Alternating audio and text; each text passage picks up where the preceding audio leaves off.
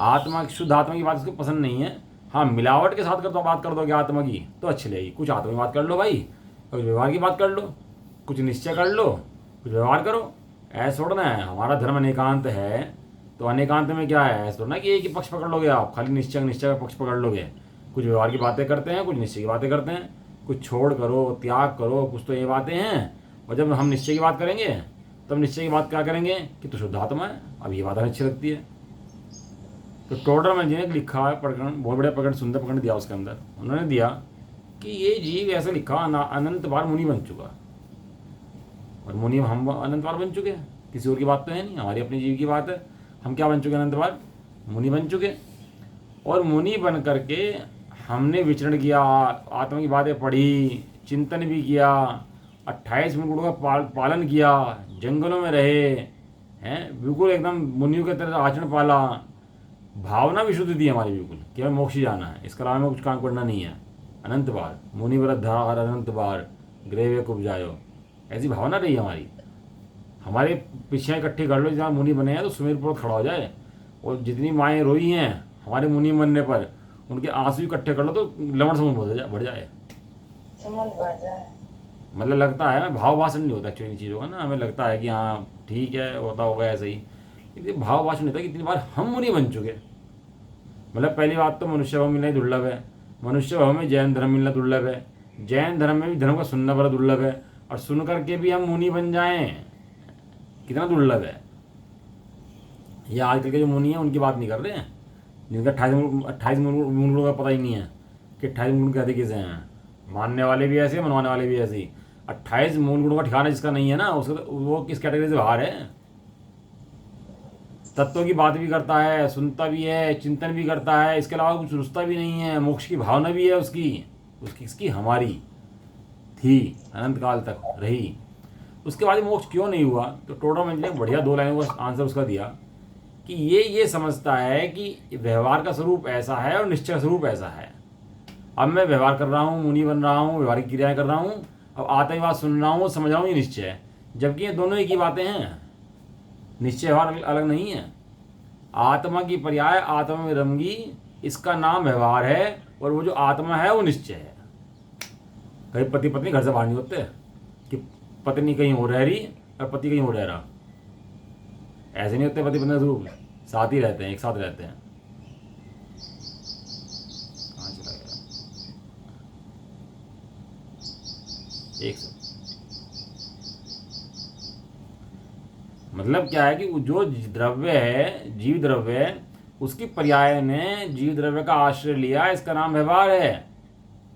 और बाकी इसके अलावा जो शरीर की क्रियाएं हैं, छोड़ना त्यागना है, स्वाध्याय कर रहे हैं हम, ये व्यवहार की कैटेगरी में है कि नहीं है। कि भाई तो ये बता, शरीर की क्रियाओं को तू कर कैसे सकता है। आचार्य कुंद का फरमान पढ़ना, लेटर जो है उसका नक्शा पढ़ना, उसका क्या कहना चाहते हैं उसका डिकोड कर, कि शरीर की क्रियाओं को करता तू कदाचित नहीं है, तो पाप कर लूँ क्या, कि भाई तू कर ले। अभी क्या कर रहा है, अभी क्या कर रहा है। कहते हैं जो एकत्व विभक्त आत्मा को नहीं जानता वो पाप ही कर रहा है, तो पुण्य भी नहीं कर रहा। कोई सोचे कि मैं पुण्य कर रहा हूँ, तो पुण्य भी नहीं कर रहा, पाप कर रहा है जो एकत्व विभक्त आत्मा को नहीं जानता। अब लगा लो सब एक लाइन नम जाएंगे सारे। इस कली काल में सुलभ नहीं है।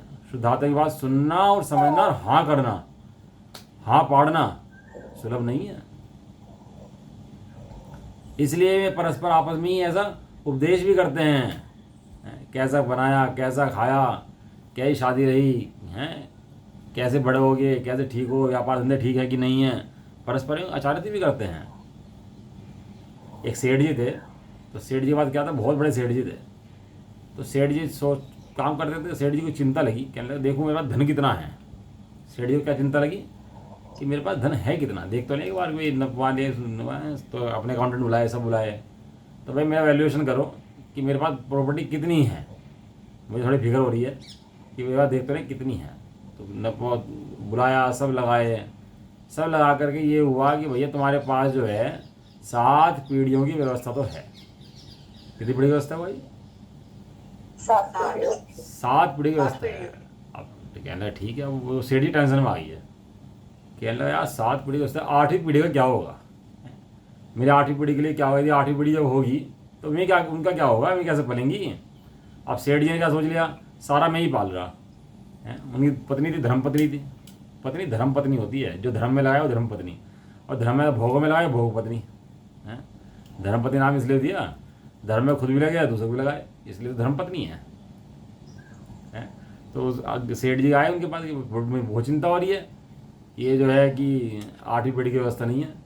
तो बोली, कहने लगा भाई नरक में तो 7 ही होते हैं, 8वां नरक भी नहीं होता, निगोद है नीचे तो, नित्य नित्य निगोद है, वहाँ कहाँ जाओगे हैं, किस चक्कर में पड़े हो। 7 पीढ़ी की व्यवस्था, और तुम्हें किसने व्यवस्था दी थी, तुम्हारे पास कौन सी व्यवस्था थी। तो सेठ जो सन्नाटा आ गया, झन्नाटा आ गया, और एकदम से फिर अपने कल्याण में लग गए और काम धंधा सब छोड़ दिया। असली बात है, वैसी बात नहीं है कि मजाक की बात है, सही में बात है ये। सेठ जी जब होश आया, कहने लगे क्या कर रहा तू, क्या नरक भी 7 होते हैं, कहाँ जाएगा। एकदम सुनकर सचेत हो गया कि ओ बात सही है बिल्कुल। ये तो लगा रहे अपने आप इंद्रियों के विषयों में पोषण करने में ही, इंद्रिय विषय कैसे पूरे हो जाएं। एक पति पत्नी, अब दोनों लड़ रहे हैं आपस में, किस बात की, कि बच्चे को डॉक्टर बनाना है, और वो क्या है, बच्चे को इंजीनियर बनाना है। वो क्या है, डॉक्टर बढ़िया है, डॉक्टर घर में होना चाहिए, डॉक्टर बिना काम नहीं मिल सकता। वो कह रहे हैं इंजीनियर बनाना है, इंजीनियर ज़्यादा पैसे कमाते हैं, लड़ रहे हैं। कोई पहुंचा वहाँ पर तो कहने लगा भाई तुम बच्चे को डॉक्टर बना रहे हैं, इंजीनियर बना रहे हैं, बच्चे से तो पूछ लो एक बार कि बच्चा डॉक्टर बनना चाहता है कि इंजीनियर बनना चाहता है। कहना बुलाओ बच्चे को। कहना बच्चा तो अभी पैदा होगा जी, बच्चा तो पैदा हुआ ही नहीं है अभी है। जब पैदा को उससे जब पूछेंगे, कहना तुम जब बस में धूल लट चलाने लग रहे हैं, बच्चे का था पता नहीं है, और तुम सोच रहे बच्चे को क्या बनाना है। ये मोह या ज्ञानी जी, इंद्रियों का विषय कुछ नहीं है, और सारी टक्कर मारता रहता है। कल कहा था ना कि मोह की क्वालिटी क्या है, विषय सामने कोई नहीं है, और ऐसा लग रहा है सामने कितनी बड़ी दुनिया चल रही है। सामने सब रिश्तेदार चल रहे हैं, ये सब चल रहा है, घूमना फिरना चल रहा है, कमाना खाना चल रहा है, इतने काम चल रहे हैं, और सामने विषय कोई नहीं है। इसलिए ज्ञानी एकांत में बैठ जाते हैं जाके, कहने लगा बताओ यहाँ दुनिया में जबरदस्ती में सिर उठाई हो रही है, तो है कुछ नहीं, धूल में लट चल रहे हैं। इस मोह का सामने विषय कुछ नहीं है, और दुनिया को बिजी कर रखा है इसने। बात अपनी चल रही थी कि यह उस धा का इलाज इन जयचंद जी का, छाबड़ा जी का भावा चल रहा था। देखो जयचंद जी छाबड़ा जी पंजाबी थे मूल से, छाबड़ा थे ना तो पंजाबी थे, और जब धर्म समझ में आया तो बदल दिया अपने आप को उन्होंने तुरंत ही। कहने लगा नहीं भाई सच्चा स्वरूप तो यही है, और इतने बड़े विद्वान बन गए कि अपने जैन धर्म के शास्त्रों की टीकाएँ रच दी उन्होंने। बहुत बड़े विद्वान थे जयपुर के। एक बार जयपुर में वो आ गया शास्त्रार्थ करने के लिए दूसरे मत का, कि जिसमें हिम्मत हो, हे राजा बुला दो, मेरे से बहस कर ले, चर्चा कर ले मेरे से हैं। तो जयचंद जी छाबड़ा जी बैठे हुए थे, तो उनके पास राजा का दूत आया, कहने लगा महाराज ने आपको बुलाया है, और एक विद्वान आया है जो चर्चा करना चाहता है। तो कहने लगे हम तो जाते ही नहीं, शास्त्र पढ़ रहे थे, समझाल जी पढ़ रहे थे, कहना हम तो जाते नहीं भैया बहस करने के लिए, हमें क्यों बहस करें, हमारे पे टाइम रखा के बहस करने का कि दूसरे जाके बहस करते फिर हम नहीं जाते भाई। तो कहने लगे लेकिन ऐसा तो बेइज्जती जाएगी हमारे जयपुर की, हमारे समाज की, तो कुछ तो करना पड़ेगा। तो लड़का बैठा था उनका, कहने इसे ले जाओ और ये अपना आप कर लेगा चर्चा, हम तो जाते ही नहीं। तो लड़का चला गया, चर्चा हुई, लड़का शास्त्र में जीता, और उसको हरा के भगा दिया वहाँ से, जो चर्चा करने विद्वान आया था। जयपुर की बात है, असली बात है, आपसे कोई 200-250 साल पहले की बात है। तो जयचंद जी का भावार्थ है लिखा हुआ, इसको चल रहा था हमारा। तो कह रहे थे कि इंद्रियों के विषयों को जानकर उनके ओर दौड़ते हैं, और परस्पर भी विषयों का ही उपदेश करते हैं। इस प्रकार काम तथा भोग की कथा तो अनंत बार सुनी, परिचय में प्राप्त की, उसी का अनुभव किया, इसलिए वह सुलभ है। ये गाथा जो है ना, टर्निंग गाथा है ये हमारे अनादिकाल के जो दुख हैं उसका कारण बताया जा रहा है कि कारण क्या है। और कौन बता रहे हैं ये? समर्थ आचार्य कुंदकुंद देव। कोई हल्का आदमी बता रहा, चलता फिरता आदमी ने बता दिया, ऐसा नहीं है। आंटी कौन बता रहा है ये बात?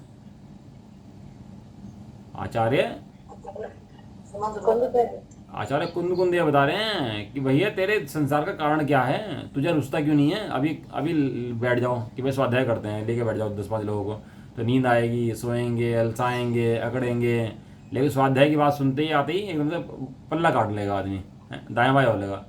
और खाने की बात करोगे, पीने की बात करोगे, व्यापार की बात करोगे, छोड़ की बात करोगे, त्याग की बात, एकदम आँख खुल जाएगी, एकदम नींद खुल जाएगी, अलर्ट हो जाएगा, एकदम हो जाएगी, नहीं हो जाएगा।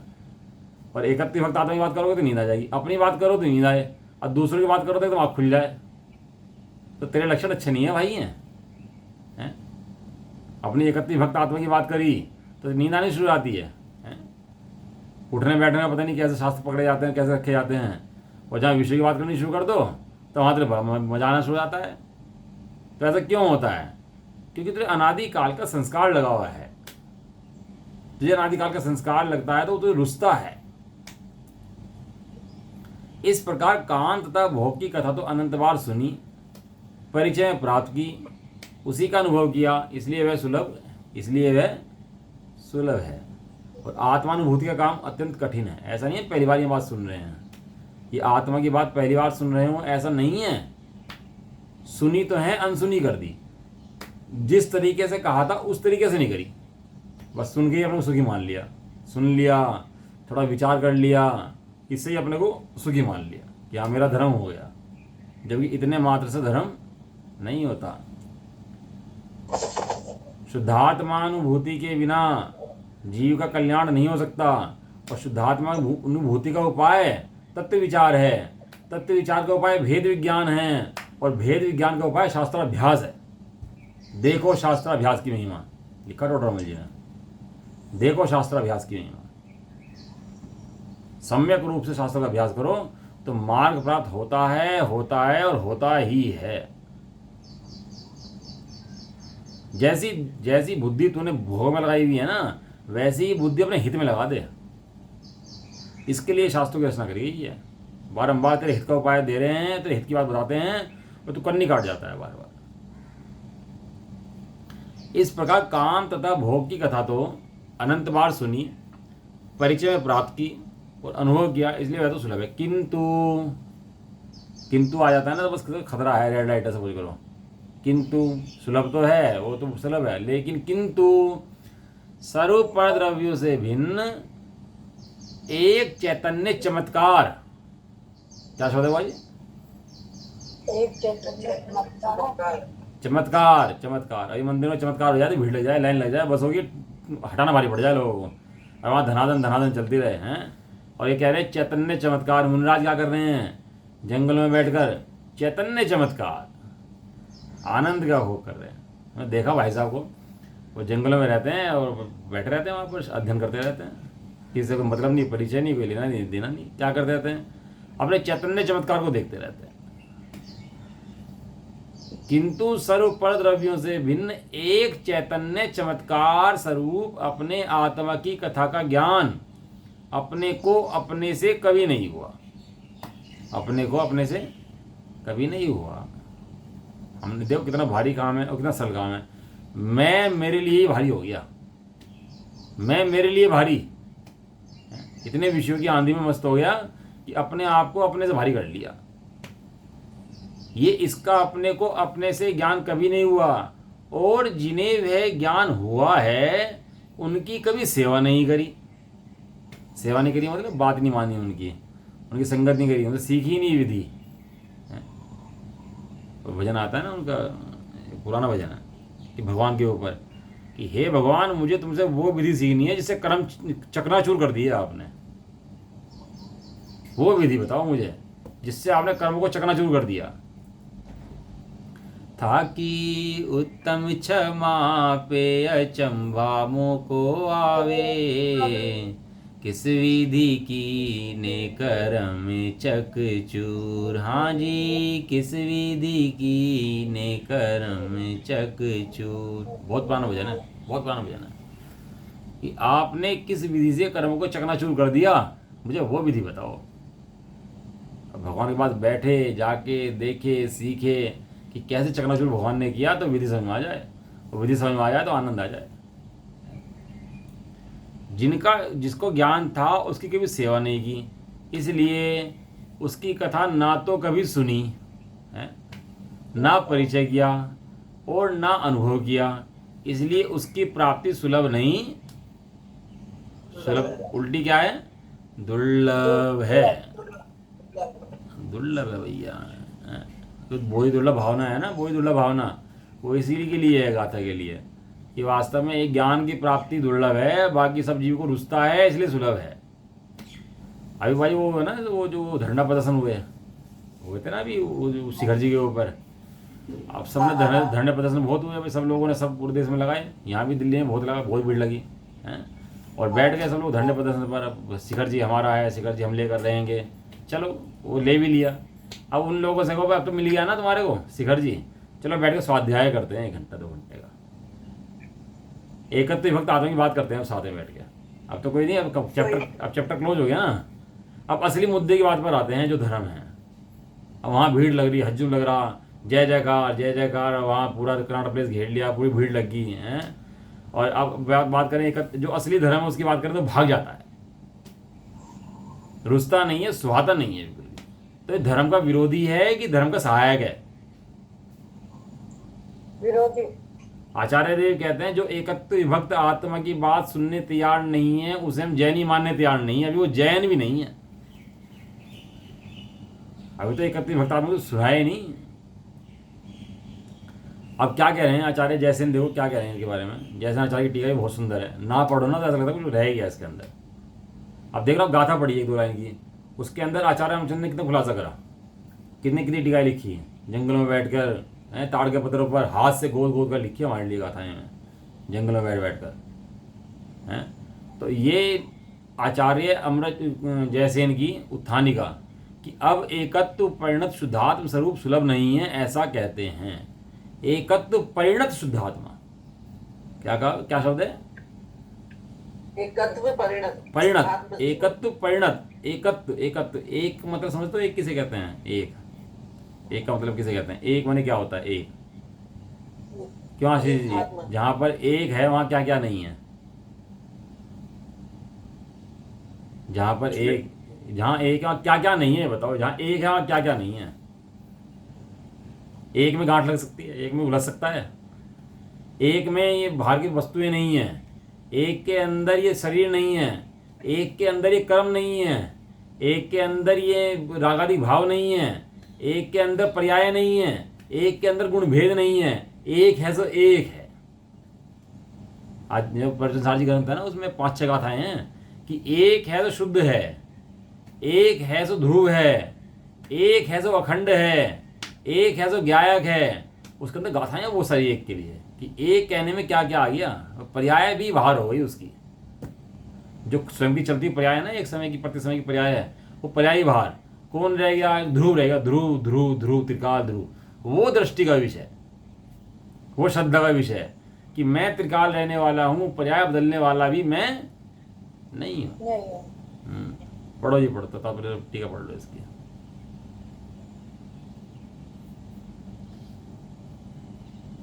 वृत्ति शुद्ध परिचिदानुभूता इत्यादि में सुधा अर्थात वह काम भोग बंध कथा अनंत बार सुनी है। परिचिता अर्थात वह कथा पूर्व में अनंत बार परिचय में आई है। अनुभूता अर्थात अनंत बार अनुभव की है। प्रश्न किसके सुनने परिचय एवं अनुभव में आई है? उत्तर सर्वस्वी अर्थात समस्त ही जीव लोक के सुनने परिचय एवं अनुभव में आई है। प्रश्न वह कौन है जो सुनने परिचय एवं अनुभव में आई है? उत्तर काम भोग बंध कथा, काम भोग बंध कहा अर्थात वह काम भोग बंध कथा है जो सुनने परिचय व अनुभव में आई है। काम रूप भोग काम भोग है अथवा काम शब्द से स्पर्शन रसना इन दो इंद्रियों के विषय तथा भोग शब्द से घ्राण चक्षु श्रोत्र इन 3 इंद्रियों के विषय के लिए है। उन काम भोगों के संबंध की कथा वह काम भोग बंध कथा है अथवा बंध शब्द से प्रकृति स्थिति अनुभाग व प्रदेश बंध तथा उनका फल नर नारक आदि रूप कहा गया है। इस प्रकार काम भोग बंध की कथा वह काम भोग बंध कथा है। अतः पूर्वोक्त प्रकार से शुद्ध परिचित और अनुभूत होने से वह कथा दुर्लभ नहीं है, किंतु सुलभ ही है। एतस्य अर्थात एकत्व की या समय दर्शन ज्ञान चारित्र की एक परिणति रूप निर्विकल्प समाधि के बल से स्वसंवेदन योग्य जो शुद्धात्म स्वरूप के एकत्व की कुललंबो अर्थात उपलब्धि, प्राप्ति का लाभ होना। रवरी अर्थात केवल अथवा रवरी अर्थात किंतु, सुलभोड़ा अर्थात सुलभ नहीं है। प्रश्न कैसे कैसे एकत्व की प्राप्ति सुलभ नहीं है? उत्तर ये तस्य अर्थात विभक्ति या भागादि रहित एकत्व की प्राप्ति सुलभ नहीं है। प्रश्न कैसे सुलभ नहीं? ऐसे पूछे जा रहे उत्तर देते हैं कि उसके श्रवण परिचित अनुभव का अभाव होने से सुलभ नहीं है।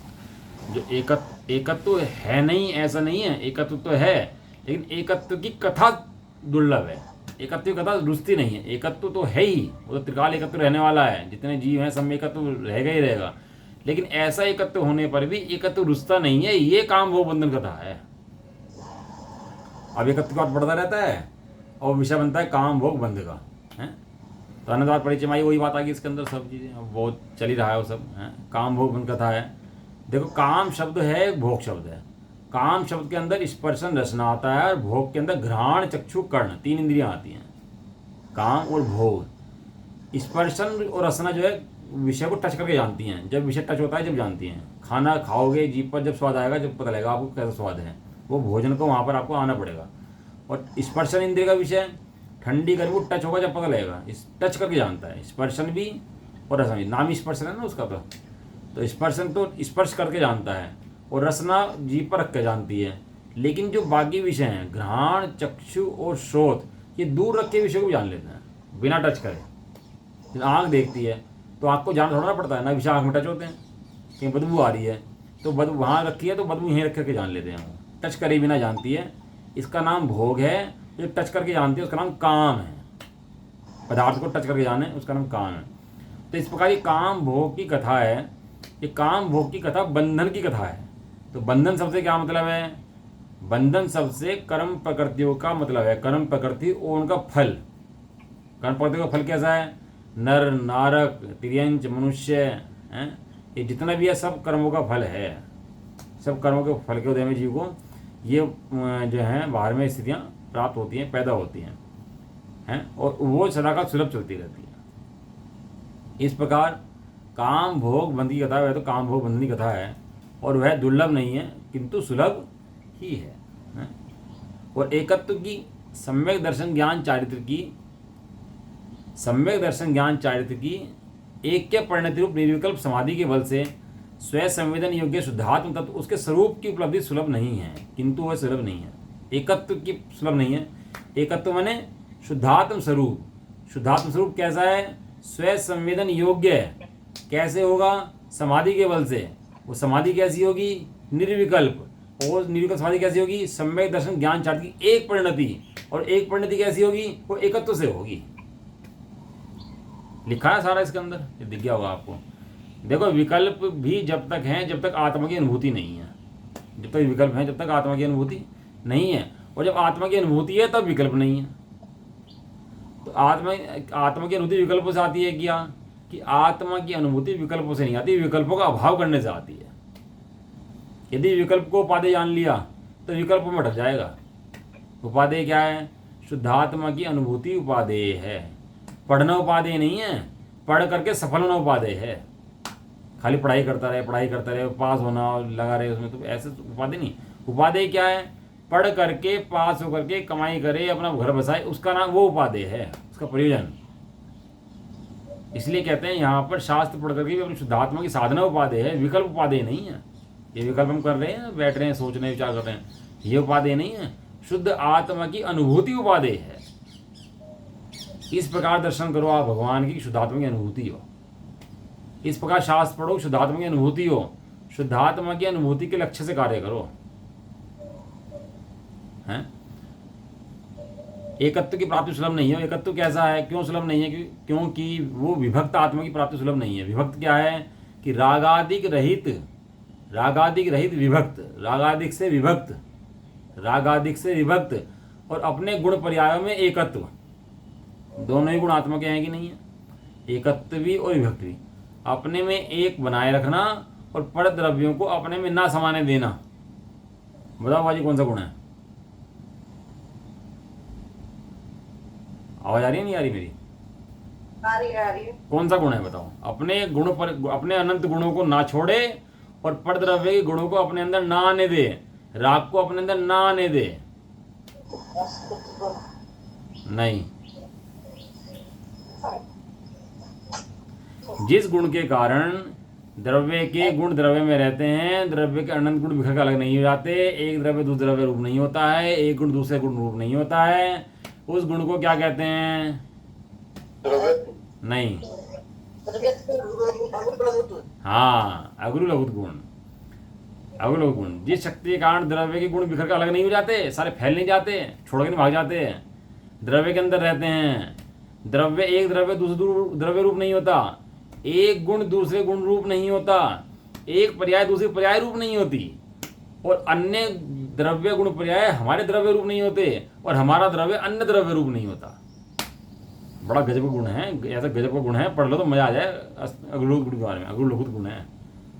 अगुरु लघुत, ना छोटा होने दे ना बड़ा होने दे, उतना बराबर रखे, उसका नाम अगुरु लघुत गुण है। सिद्धांत पुरुष का पढ़ी थी ना जब आया था सारा। तो एकत्व भी आत्मा गुण है और विभक्त भी आत्मा गुण है। एकत्व माने एक रहे, और विभक्त माने एक से अनेक ना हो, अन्य को आने न दे उसके अंदर। समुद्र होता है ना, समुद्र के अंदर तुम कूड़ा कचरा फेंक दो, क्या करेगा वो? सारे कूड़े कचरे को बाहर फेंक देगा। वो अपने अंदर कूड़ा कचरा रख ही नहीं सकता, उसका स्वभाव है। कूड़ा कचरा उसमें रह नहीं सकता, समा नहीं सकता उसके अंदर, वो सबको बाहर फेंक देता है कूड़ा कचरे को। ऐसे ही वो समुद्री क्वालिटी है, ऐसे ही आत्मा के अंदर राग आदि टिक नहीं सकते, रह नहीं सकते। आँख के अंदर, आँख सबको देखती है, और सब कुछ आँख में चला जाए तो एक जितना देखते हैं उसका एक कण चला जाए आँख के अंदर, थोड़ा सा जरा सा, तो क्या होगा? है, आँख तो सबको देखती है ना। एक छोटा सा मिट्टी का डला गिर तो उसके अंदर उठा के इतना देखती है, बेचैनी होने लगती है। देख पाएगी फिर? रख पाएगी? वो रख ही नहीं सकती, उसका स्वभाव ही नहीं है। ऐसे ही ज्ञान का स्वभाव ही नहीं, विकार को अपने अंदर रखे है। हम गए अभी एक जगह, तो एक दो साधनी बात कर रहे थे आपस में, कुछ काम कराया किसी ने किसी का, तो बोले धन्यवाद। तो वे बोले, कहने लगा भाई तो धन्यवाद दिया तो है यो, मैं रखूँगा कहाँ उठा के इसे? ये संगवाऊँ, उठाऊँ, रखूँ, करूँगा क्या, किसे दूंगा इसे? मैं कहा भाई धन्यवाद अपने पास रख, मुझे तो धन्यवाद नहीं चाहिए, बस तेरा काम हो गया, ये बहुत है? धन्यवाद करना क्या है इसका? ज्ञान स्वभाव पर वस्तु को, विकारों को, रागादि भाव टिकने देता ही नहीं। कहाँ रखेगा?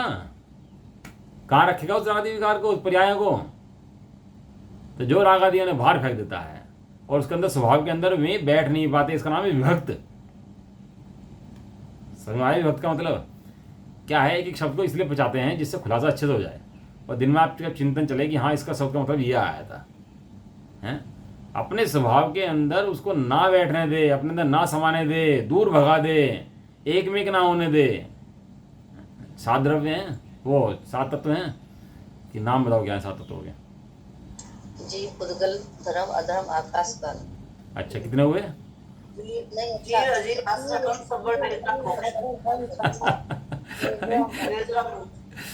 देखो जितने 6 नाम लिए ना आपने, जीव, पुद्गल, धर्म, अधर्म, आकाश, ये 2 के अंदर आ जाते हैं। ये 2 तत्व हैं।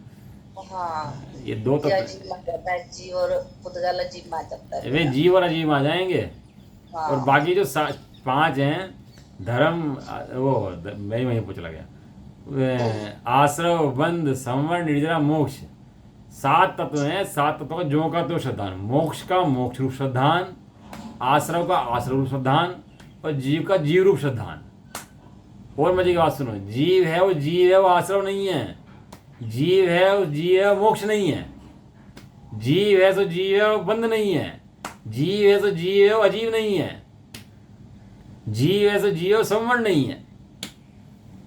क्योंकि जीव त्रिकाल है, और संवर, निर्जरा, मोक्ष, बंध ये पर्याय हैं, और जीव त्रिकाल है। तो इसलिए उसको अलग रखा। 7 अलग करे ना, उसके भेद, जीव के पर्याय के भेद करे अलग, जीव का पर्याय के भेद करे। तो क्या भेद करे कि भैया 7 चीजें हैं यहाँ पर। एक जीव के ज्ञान में आने वाला अजीव, पर प्रकाशक। एक जीव के ज्ञान में आने वाला अजीव। जब उनको एक करके जानता है तो होता है आश्रव, बंध, और जब एक करके ना जान के भिन्न भी नहीं जानता है तो उसका नाम है संवरण, निर्जरा, मोक्ष। एक जीव तो जानता है ना, जीव का जानन तो कहीं नहीं जाता। वो जीव का जानन जो है वो जीव है, आश्रव है। कल हम मोक्ष चले जाएंगे तो आश्रव नहीं रहेगा। हम रहेंगे कि नहीं रहेंगे? हम रहेंगे। हाँ ये बात, हम तो रहेंगे ही, हम कहाँ चले जाएंगे। तो आश्रव है तब भी हमें, आश्रव नहीं है तब भी हमें, अभी मोक्ष नहीं है तब भी हमें, जब मोक्ष आ जाएगा तब भी हमें। तो हमारा क्या बिगड़ा और हमारा क्या बड़ा? चलिए कितना बड़ा ना बेटा। हमारा ना घटा ना बढ़ा, इसका नाम है हम जीव तत्व हैं, इसलिए रखा अलग जीव को। आश्रव से जीव अलग है, बंध से जीव अलग है, संवर से जीव अलग है, मोक्ष से जीव अलग है, और निर्जरा से जीव अलग है। सो उन्हें अलग अलग तत्वों को दिखाया, और जैसा तत्व है वैसा सिद्धांत करो। आश्रव का आश्रव सिद्धांत करो। अब पुण्य को क्या मान लिया कि पुण्य करना अच्छा है, तो पुण्य को संवर मान लिया, तो तत्वों की भूल हो गई, तत्वों की भूल हो गई। आत्मानुभूति का नाम संवर है, आत्मानुभूति बढ़ने का नाम निर्जरा है, और आत्मानुभूति सदाकाल चलने का नाम मोक्ष है। समझ में आया? कल एक बढ़िया पॉइंट आया था, क्या आया था? अपनी चैतन्य शक्ति का विश्वास यही वैराग्य है। अपनी चैतन्य शक्ति का विश्वास यही वैराग्य है। वैराग्य के लिए कहीं ये नहीं कि मैं उदासीन हो गया बाहर से और बस ये छोड़ दो, सब त्याग कर दो, इसका नाम वैराग्य नहीं होता। इसका नाम तो द्वेष होता है। क्या कहा भाभी? द्वेष होता है इसका। ये बात किसी को कहोगे ना तो बाहर निकाल देगा पकड़े कर ले, कैसी बात करते हो तुम ये, हैं? ये सब द्वेष कर रहे बैठ के, ये छोड़ कर रहे, त्याग कर रहे, इतना ये कर रहे, सब द्वेष है, द्वेष। इनके घर में जाके देखो, द्वेष भरा बैठा है। एक वो आदमी जा रहा था, वो गोबर पड़ा हुआ था, तो उसने क्या करा, फूल रख दिया उल्टा करके उसके ऊपर। जा रहा था, गंदा पड़ा था, फूल रख दिया उसने उल्टा उसके ऊपर करके, और फूल रखा तो सारे लोग जा रहे थे रास्ते में, उसने देखा फूल रखा हुआ है, तो दूसरे ने फूल रख दिया, तीसरा का उसने फूल रख दिया, तो वहाँ फूलों का ढेर लग गया, वहाँ मंदिर बना दिया, भगवान बना दिए, पूजा करने लगे हैं, वहाँ सारे काम हो गए सारे। अब मूल में क्या है उसके, बताओ मुझे। तो मूल में फूल है कि मल है? मल है। ये मुनि बन जाए, ये बन जाए, सब जय जयकार हो जाए, सारा सब हो जाए, ढमाढम हो जाए, दुनिया पीछे लग जाए और सब लग जाए। अपनी बात कर रहे किसी और की नहीं, हम अनंतवार बन चुके मुनि, अपनी बात कर रहे कि हमने क्या क्या करा। मूल में क्या है, तेरे गर्भ में क्या है? गर्भ में एकत्व विभक्त आत्मा है कि तुझे द्वेष है, ये बता तू। यदि तेरे मूल में एकत्व विभक्त आत्मा नहीं है तो द्वेष बैठा हुआ है। अब तू मानता है अपने को बड़ा बढ़िया लगता है ना, जीव अच्छे हैं भैया, तो बहुत भोले हैं भाई, ये तो बहुत सज्जन जीव हैं, बस इनसे ज़्यादा सज्जन जीव मिल नहीं सकता, बहुत भोले हैं। सज्जन नहीं है, दुर्जन है। जो एकत्व भक्त आत्मा जिसे नहीं सुहाता ना, जो अनुभव नहीं करता, वो दुर्जन है। चाहे हम हो तो हमें आत्मा नहीं सुहाता तो हम दुर्जन है, हम सज्जन नहीं है। समझ में आता है नहीं आता? ये सज्जनता नहीं है, ये द्वेष है। इसलिए कहते, मैंने पॉइंट भेजा था कि आत्मानुभूति के बिना त्याग मत करने लगेगा ना, त्याग करेगा तो अहंकार हो जाएगा उसका, और फिर आत्मा समझ में नहीं आएगा, फिर वहीं लगा रहेगा। द्वेष करेगा बुरे पदार्थों से कि बुरे पदार्थ सब बाहर निकालो और अच्छे अच्छे पदार्थों को अंदर लेकर आओ। अहंकार आ जाएगा, मैं करता हूँ, ये कर नहीं रहा है। हाँ, मैंने छोड़ दिया, मैंने त्याग दिया, ऐसे अहंकार लेके बैठ जाएगा। वही है, मल के ऊपर फूल रख दिया हो, मल के ऊपर फूल रख दिया, ऐसा है। अंदर द्वेष बैठा है, ऊपर फूलों का भंडार लगा ले ढेर फूलों का ऊपर। तो एकत्व विभक्त आत्मा की जिसे नहीं सुहाए वो तो अभी संसार मार्गी है, मोक्ष मार्गी नहीं। हाँ ऐसा भैया, बहुत clear concept, should be clear. Concept clear कर लेने चाहिए अपने एक बार तो बैठ के तसल्ली से कि सही क्या है और गलत क्या है। कि स्वामी जी वाले सही हैं कि ये वाले सही हैं, कि वो गलत है कि वो सही है, पता नहीं भैया कौन सही है, हैं? एक मिथ्यात्व पढ़े थे ना, 5 प्रकार के मिथ्यात्व पढ़े थे। कौन कौन से थे 5 मिथ्यात्व? संशय, हाँ, भ्रम, हाँ, विपरीत हैं? नहीं, विपरीत नहीं, संशय, भ्रम, अभी कुमति ज्ञान नहीं, नहीं, अभी संशय, एकांत, विनय, 5 मिथ्यात्व है ना, एकांत, विनय, संशय, अध्यवसान, 5 हैं। मुझे भी कोई याद नहीं आ रही, अभी बताऊंगा। 5 मिथ्यात्व, उनके अंदर एक संशय मिथ्यात्व है। संशय मिथ्यात्व क्या करता है कि भाई ये भी ठीक है, हमें तो पता नहीं कौन ठीक है क्या ठीक है, चल रहा है चलता रहने। एक विनय मिथ्यात्व है, कुगुरु कुदेव कुशास्त्री विनय करना, इसका नाम ही मिथ्यात्व है। ये सब मिथ्यात्व कैटेगरी में चलाता है जीव की, संसार में बढ़ जाता है। विपरीत एकांत विनय के संशय अज्ञान कुनय के। याद आ गया? 6 डाल की लाइन 5 आ गया। विपरीत एकांत विनय के संशय अज्ञान कुनय के 5 मिथ्यात्व। तो ऐसा पूछे जाने पर कहा कि वो आत्मा की बात सुलभ नहीं है और वो दुर्लभ ही है। इस प्रकार हमारी ये गाथा पूरी हुई। और हम गाथा नंबर चलेगी 5। कौन सी गाथा चलेगी अब हमारी? 5 नंबर। अब ये बात समझ में आ गई कि नहीं आ गई आप लोगों को अच्छे से कि काम भोग बंधनी कथा सुलभ है और एकत्व भक्त आत्मा की प्राप्ति होना, सुनना, परिचय करना, अनुभव करना कितना दुर्लभ है और कितना जरूरी है। दोनों बातें, कितना दुर्लभ है और कितना जरूरी है, हैं? तो ये बात समझ में आ गई हो तो फिर आगे बढ़ते हैं, ठीक है? नहीं तो चलता रहेगा यही विषय, क्योंकि जब तक समझ में ना आए तो ये समझना है पहले तो। आत्मख्याति गाथा नंबर 5। अब आचार्य देव कहते हैं कि इसलिए जीवों को भिन्न आत्मा का एकत्व बतलाते हैं। आचार्य देव क्या प्रतिज्ञा करते हैं कि जो दुर्लभ है हम उसी की बात करेंगे। किसकी बात करेंगे हम? एकत्व भक्त आत्मा जो दुर्लभ है हम तो उसकी बात करेंगे। अन्य की बात आचार्य कहते हैं हमें करनी ही नहीं है। तुझे एकत्व भक्त आत्मा समझ में आ जाएगा तो सब अपने आप समझ में आ जाएगा, और एकत्व भक्त आत्मा नहीं समझ में आया तो कुछ समझ में नहीं आएगा। अपने को कर्ता अपने का अहंकार मानता रहेगा, मैं करता हूँ करता हूँ करता हूँ। इसलिए कहते हैं अपने को एकत्व विभक्त आत्मा देख। और आचार्य देव प्रतिज्ञा करते हैं मैं उसी की बात करूंगा, अन्य बात मैं करूंगा नहीं। समझ में आया?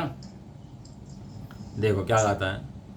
तम एहत विहत्तम दाहेयम अपड़ों से वियवेण जदि दाएज पमाणम चुगेज छलम न घेतवम। दर्शाऊं एक विभक्ति को आत्मा तने निज विभव से, दर्शाऊं तो करना प्रमाण न छल ग्रहो स्खल ना बने। तम एयत यतम, तम मने उसका मतलब क्या है? जो तूने आज तक नहीं देखा, उस जिसका तूने परिचय आज तक नहीं किया, उस एकत्व भक्त। एयत युत मने एकत्व भक्त, जिस एकत्व भक्त की बात हमने अभी करी है ना अभी एकत्व की भक्त की बात करी है ना अभी हमने। उस एकत्व भक्त आत्मा को दायम मने दिखाऊंगा, दर्शाऊंगा। अपण मने अपने। आत्मा कहो कि अपना कहो कि मैं कहो कि स्वयं कहो, सब एक ही बातें हैं। आत्मा मने मैं, आत्मा मने मैं। आत्मा के सवयवेण स्वभाव से, वैभव से, आत्मा के वैभव से आत्मा को दिखाऊंगा, है? मैं उस आत्मा को अपने वैभव से दिखाऊंगा। क्या मतलब है इसका? मैं उस आत्मा को अपने वैभव से दिखाऊंगा, क्योंकि जैसा मेरा आत्मा है वैसे ही तुम्हारा आत्मा है, जैसा मेरा वैभव है ऐसे ही तुम्हारा वैभव है। तो मैं उस आत्मा को अपने वैभव से दिखाऊंगा, तुम उसी आत्मा को अपने वैभव से देखना। जिस वैभव से मैं दिखाता हूं उसी वैभव से अपने आत्मा को तुम भी देखना, क्योंकि वैभव दोनों का एक बराबर है। दोनों के वैभव में रंचमाती फर्क नहीं है। फर्क इतना है मैं देखता हूं और तू नहीं देखता है, बस। यदि दाएज प्रमाणम, यदि दिखा पाऊं, दर्शाऊं तो प्रमाण करना, मतलब देख के प्रमाण करना, सुन के प्रमाण मत करना। सुनी सुनाई मत मानना, देख लेना। क्या करना? अपने शुद्धात्मा को देखकर प्रमाण करना, खाली सुनकर प्रमाण मत करना। क्या सुन लिया मैंने तो अच्छा लगा और भैया मेरा काम तो हो गया, ऐसा नहीं। देखकर प्रमाण करना। और चुग्गे छलम न घेता हुआ, मैं चूक जाऊं तो छल ग्रहण मत करना। चूक जाऊं माने मैं कहाँ चूकूंगा, आचार्य देव कहाँ चूकेंगे? तू चूक जाए तो छल ग्रहण करके कहीं और का और मत चला जाना। एक आत्मा पे ही टिके रहना, एक आत्मा की भावना बहाना और आत्मा की आराधना करना। अब देखो इस गाथा के अंदर क्या आएगा क्या नहीं आएगा, उसकी बात तो कल करेंगे। लेकिन गाथा बहुत इंपॉर्टेंट है। 4 नंबर गाथा भी और 5 नंबर गाथा भी। 4 नंबर के अंदर जो हमारा संसार का कारण है वो बताया, और 5 नंबर में निकलने का उपाय बताया। ठीक है? वो एकत्व विभक्त आत्मा का श्रद्धान, एकत्व विभक्त आत्मा का ज्ञान और एकत्व विभक्त आत्मा की रमणता, यही निकलने का उपाय है। अन्य कोई संसार से निकलने का उपाय ना तो था, ना वर्तमान में है, ना अनंत काल भविष्य में कभी होने वाला भी है। इसलिए एक ही उपाय है, ऐसा जानकर बुद्धि एक ठोर कर दे अपनी, एक ही मार्ग है, एक ही काम करना है और मोक्ष मार्ग पर बढ़े चलो और बढ़े चलो। ठीक है, चलो निज निधि निज